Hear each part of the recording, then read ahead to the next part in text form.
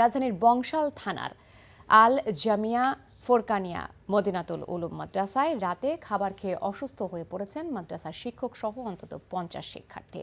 শনিবার রাত 8:15টার দিকে তাদেরকে অসুস্থ অবস্থায় ঢাকা মেডিকেল কলেজ হাসপাতালে নেওয়া হয়। মাদ্রাসার শিক্ষকরা জানান, শনিবার রাতে বাইরে থেকে এক ব্যক্তি মাদ্রাসার সবার জন্য খাবার নিয়ে আসে।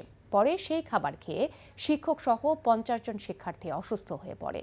বিষয়টি পুলিশকে জানানো হয়েছে বলে জানিয়েছে মাদ্রাসার কর্তৃপক্ষ।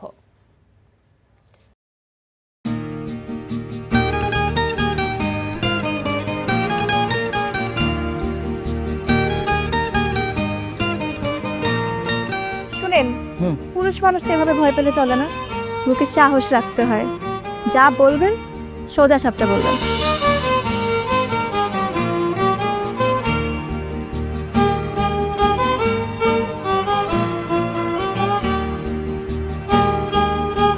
তো এই শীতে যে শীতের কাপড় ছড়ে আসছো, এটা কি ঠিক আছে? তোমাকে দেখার পর থেকে আমার জীবন থেকে শীত, গ্রীষ্ম, বর্ষা সব চলে গেছে, শুধুমাত্র তুমি আছো।